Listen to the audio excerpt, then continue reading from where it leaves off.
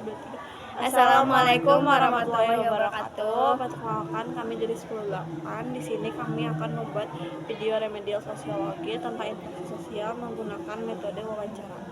Perkenalkan, nama saya Salwa Kamala Dwi dari 10-8. Dan perkenalkan, nama saya Aira Kislaina dari 10-8. Mengapa manusia melakukan interaksi sosial? Karena manusia itu makhluk sosial, jadi dia tuh kayak nggak bisa hidup sendiri.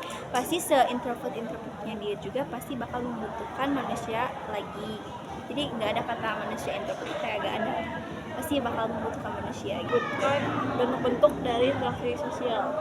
Ya, kan terbagi menjadi dua ya. Yang pertama itu asosiatif. Nah, asosiatif itu kayak banyak hal-hal positif, kayak seperti kerjasama, akomodasi, imitasi, dan akulturasi. Kalau misalnya disosiatif itu kayak isinya tentang perpecahan, pertentangan, sama kontroversi. Sebutkan syarat-syarat terjadinya interaksi sosial.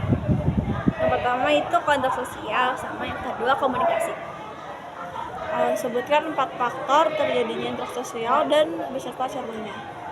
Nah, yang pertama itu ada simpati. Simpati itu kayak kita tuh punya rasa kasihan gitu terhadap seseorang. Terus yang kedua ada empati. Empati juga sama, mempunyai rasa kasihan tapi dengan kayak kita tuh ngasih bantuan lah, atau kalau misalnya kita mendengarkan curhatannya gitu, kita ada bantuan perilakunya. Yang ketiga itu kan ada imitasi ya. Imitasi kayak seorang meniru aktor. Terus yang keempat ada identifikasi juga sama meniru.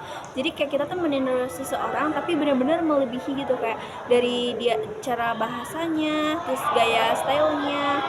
Mengapa manusia melakukan interaksi sosial? Karena manusia adalah makhluk sosial yang membutuhkan interaksi sosial untuk memenuhi kebutuhan emosional, sosial, dan ekonomi.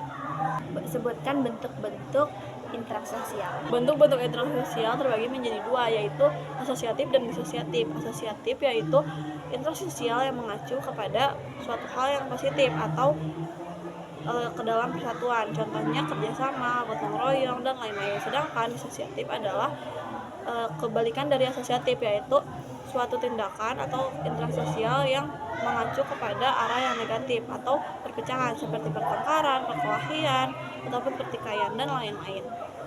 Ya, syarat apa saja sih untuk interaksi sosial?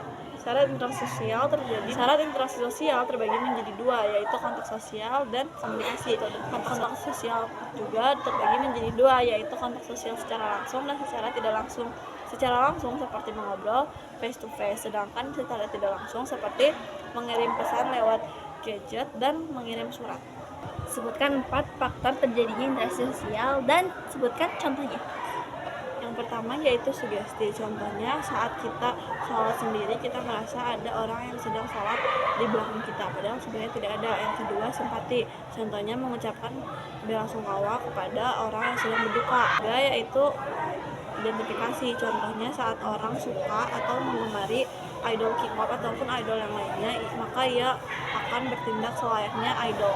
Yang keempat yaitu imitasi. Contohnya remaja yang meniru gaya sehat aktor maupun idol lainnya. Sekian wawancara remedial dari kami, kurang lebihnya mohon maaf. Wassalamualaikum warahmatullahi wabarakatuh.